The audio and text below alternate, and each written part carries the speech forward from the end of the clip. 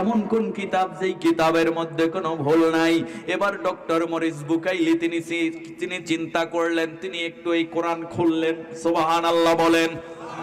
আমি বলেছি কোরআনের সংস্পর্শে যেই আসে দামটা বাড়ায়া দেয় কে? ডক্টর মরিস বুকাইলি কোরআন খুললো। কোরআন খুলে এবার তো আর তিনি পড়তে পারে? জোরে বলেন পারে? জিন্দেগিতে যেই মানুষটা কোরআন দেখে নাই সে কি কোরআন খুললেই পড়তে পারবেনি?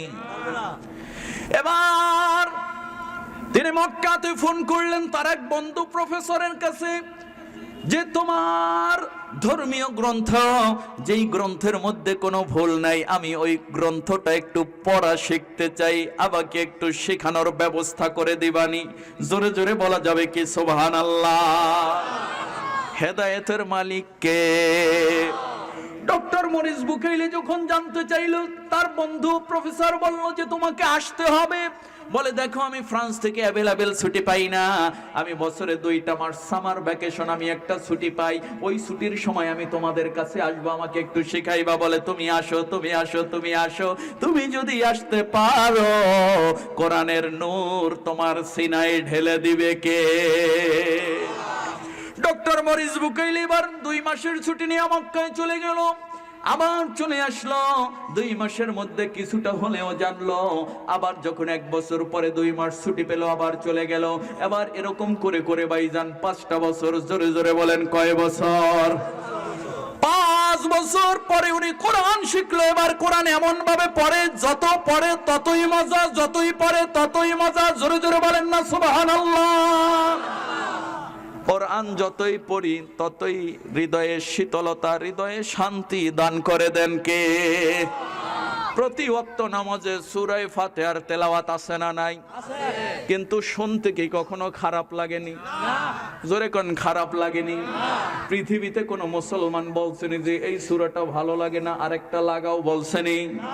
কারণ ইমাম সাহেব যে কণ্ঠের হোক, খতিব সাহেব যে কণ্ঠেরই হোক, হোক মধুর কণ্ঠ হোক ভাঙা কণ্ঠ, যখন এই সূরা ফাতিহার তেলাওয়াত নামাজে মুসল্লিদের শোনায়, আসমান থেকে একটা শান্তি অন্তরের মধ্যে দিয়া দেয় কে? ডক্টর মরিস বুকাইলি এবার কোরআন গবেষণা করে করে আস্তে আস্তে পড়তে লাগলো। দেখে যতই পড়ে ততই মজা, যতই পড়ে ততই মজা। কোরআন পড়তে পড়তে এমন একটা তার অবস্থা হয়ে গেল, মক্কার তার প্রফেসর বন্ধুকে খবর লাগাইলো, রে বন্ধু আসলেই তো কোনো জায়গায় ভুল পাই না, কোনো জায়গায় ভুল পাই না। আমার আল্লাহ চ্যালেঞ্জ ছুড়ে দিয়েছেন, জালিকাল কিতাব লা রাইবা ফি, এটা এমন একটা গ্রন্থ যে গ্রন্থের মধ্যে কোনো ভুল নাই। এই গ্রন্থকে নির্ভেজাল নির্ভুল করে পাঠিয়েছেন কে? আমার নবী কি এর মধ্যে বাড়াইছে, কমাইছে? মোহাম্মদ হরগজ না গুফতা, মোহাম্মদ হরগজ না গুফতা, তানা গুফতা জিবরাইল, জিবরাইল হরগজ না গুফতা, তানা গুফতা রব জলিল। আমার নবী রাহমাতুল লিল আলামিন বলেন, রে আমার সাহাবীরা, আমার কাছে যতক্ষণ না জিবরাইল আমিন না আসে আমি ততক্ষণ কোনো কিছুই বলি না। আর জিবরাইল বলে, যতক্ষণ না আমার আল্লাহ আমাকে মেসেজ না দেয় আমি ততক্ষণ পর্যন্ত রহমাতুল লিল আলামিনের কদমে যাই না। সুবহান! আমার ভাইরা, বাবারা, বন্ধুরা, ডক্টর মরিস বুকাইলি এবার কোরআন পড়ে পড়ে এত তৃপ্তি পায়, তৃপ্তি পাওয়ার পরে তিনি এবার তার বন্ধু প্রফেসরকে ডেকে ডেকে বলেন, রে আমার বন্ধু, তোমার এই গ্রন্থের মধ্যে এত মজা, এত শান্তি, এত তৃপ্তি, এত আনন্দ কে দিয়েছেন, কে দিয়েছেন একটু জানতে চাই। এবার তার বন্ধু বলেন যে পৃথিবীর কেউ এটা দেয় নাই, পৃথিবীর কেউ এটা লেখে নাই, এটা আসমান থেকে আমার রব কুল কায়নাতের মালিক আমার আল্লাহ তার বন্ধু, তার দোস্ত রহমাতুল লিল আলামিনের কাছে পাঠিয়েছেন। বলে তাই নাকি? বলে হ্যাঁ। বলে তোমার রবকে? এবার ওই বন্ধু বলে, আমার রব হলেন আল্লাহ। আপনার আর আমার রবকে আওয়াজটা একটু বাড়াইয়া বলেন কে? একটা জবানও বন্ধ রাখবেন না, উচ্চ কণ্ঠে বলেন কে? এবার ডক্টর মরিস বুকাইলি বলে, বন্ধু, যেই রব এই কিতাব নির্ভুল নির্ভেজাল শাক্কাল আরাইবা কোন সন্দেহ ছাড়াই নাজিল করেছেন, কোন প্রকার ভুল এই কিতাবের মধ্যে নাই। এটা পড়ে আমার বড় ভালো লাগছে, এটা পড়ে আমার বড় আনন্দ লাগছে, এটা পড়ে আমার হৃদয়টা শীতল হয়ে গেছে, এটা পড়ে আমি বড় তৃপ্তি পেয়েছি। বন্ধু, আমি কালেমা পড়ে মুসলমান হয়ে যেতে চাই। আরো জোরে পড়ে আল্লাহু আকবার।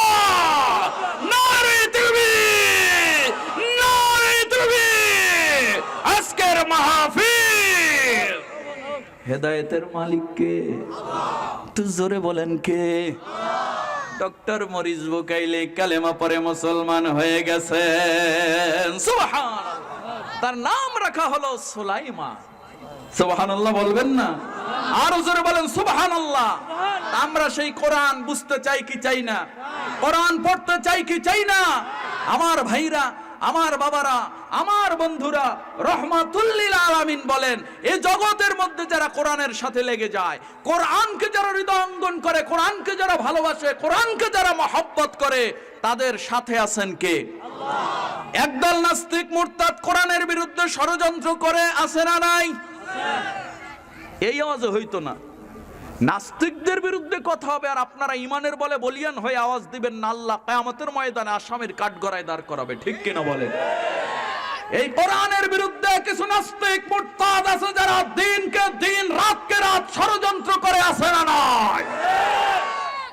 আমি আপনাদেরকে সামনে নিয়ে গাজীপুরে হাজারো জনতাকে নিয়ে বলতে চাই, আল্লাহর জমিনে কোরআনের বাতি, কোরআনের আলো জ্বালিয়েছেন কে?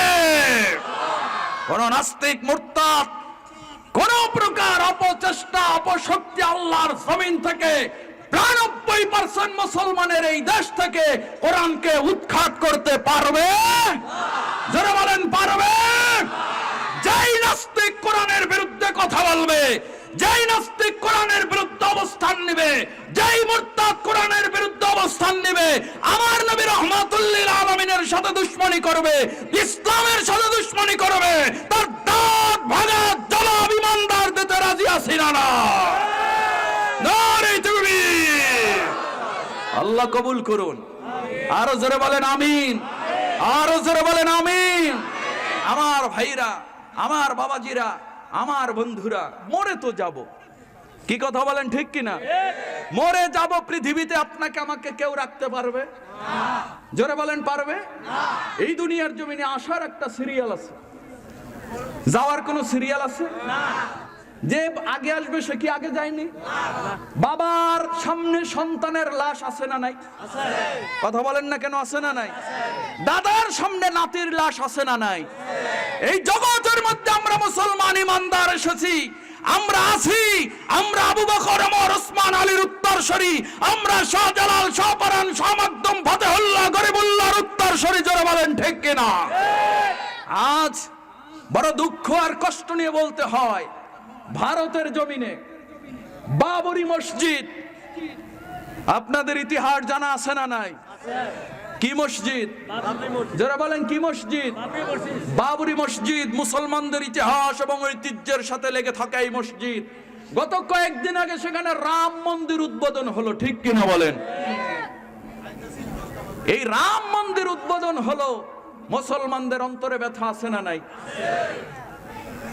আমি আপনাদেরকে নিয়ে বলতে চাই, আয়া সুফিয়া এই মসজিদকেও এক সময় মন্দিরে পরিণত করা হয়েছিল। এই আয়া সুফিয়াকেও একদিন ইবাদত থেকে মুসলমানদেরকে বের করে দেওয়া হয়েছিল। 100 বছর পরে হলেও এখন আয়া সুফিয়ায় মুসলমান ইমানদার আল্লাহর কুদরতি কদমে সেজদায় পড়ে। জোরে বলেন ঠিক কিনা? বাবরি মসজিদকে ভেঙে সেই জায়গায় রাম মন্দির তৈরি করা হতে পারে, কিন্তু আজ থেকে 10 বছর, 20 বছর, 50 বছর, 100 বছর পরে হলেও ইমানদার মুসলমান ওই জায়গায় ওই মন্দির ভেঙে আল্লাহর জমিনে আল্লাহু আকবারের ধ্বনি দেবে। ঠিক কিনা বলো মুসলমান? আর জোরে বলুন ঠিক কিনা? আমার ভাইরা, আমার বাবাজিরা, আমরা শান্তি প্রিয় মানুষ। ঠিক কিনা বলেন? যে হিন্দু ধর্মের অনুসারী সে হিন্দু ধর্ম পালন করবে, আমরা নিষেধ করি? আমরা মুসলমান, আমরা আমাদের ঈমান আমল এবং স্বকীয়তা নিয়ে বাঁচতে চাই, ঠিক কিনা বলেন? আরো জোরে বলেন ঠিক কিনা? কারোর সাথে দ্বন্দ্ব নাই, দুশ্মনী নাই, শত্রুতা নাই। একজন মানুষ হিসাবে সবার সাথে আমাদের সম্পর্ক, সুসম্পর্ক থাকবে, এটাই স্বাভাবিক, ঠিক কিনা বলেন? কিন্তু আমার ধর্মের উপরে শুধু বারবার আঘাত কেন? পশ্চিমা বিশ্ব শুধুমাত্র কেবলমাত্র দাড়িওয়ালা টুপিওয়ালা দেখলেই জঙ্গি বলে স্লোগান দেয়, ঠিক কিনা বলেন? মৌলবাদ বলে স্লোগান দেয়, ঠিক কিনা বলেন? কিন্তু আমরা শান্তিপ্রিয় মুসলমান, কোনো সন্দেহ কি? কথা বলেন না কেন? ইমানের বলে বলিয়ান হয়ে বলেন, কোনো সন্দেহ? কোনো সন্দেহ না। অতএব আমি আপনাদের খেদমতে বিনয়ের সঙ্গে আরজ করব, আমরা কে কোন দলের, কে কোন মতের, কে কোন বর্ণের, কে কোন গোত্রের, এটা আমরা জানি না, কিন্তু আমরা সবাই মুসলমান ইমানদার, ঠিক কিনা বলেন? আরো জোরে বলেন ঠিক কিনা? কে কি করলো তা জানি না, আমরা মুসলমান। মুসলমানদের সাথে সম্পর্কটা কেমন হবে এটা আপনার আর আমার বলতে হবে না, আমার আল্লাহ তার বন্ধুর মাধ্যমে পবিত্র কোরআনে জানিয়েছেন, ইন্নামাল মুমিনুনা ইখওয়া, এক মুমিন আরেকটা মুমিনের ভাই। জোরে বলেন কি? জোরে বলেন কি? ভাই। আমার নবী রহমাতুল লিল আলামিন বলেন, আল মুসলিমু আখুল মুসলিম, এক মুসলমান আরেক মুসলমানের, জোরে বলেন, এক মুসলমান আরেক মুসলমানের। তাহলে ভাই ভাইয়ের সাথে সম্পর্ক রাখার দরকার আছে না নাই? জোরে বলেন আছে না নাই? তাইলে আমরা দ্বন্দ্ব করব, হিংসা করব, বিদ্বেষ করব, জোরে বলেন করব? আমরা ভ্রাতৃত্বের বন্ধনে আবদ্ধ হয়ে ঐক্যবদ্ধভাবে আমরা কোরআনকে নিয়ে, কোরআনকে বুঝে, কোরআনকে সামনে নিয়ে, আমার নবী রহমাতুল লিল আলামিনের আদর্শ নিয়ে আমরা বাঁচবো। রাজি আছি তো ইনশাআল্লাহ?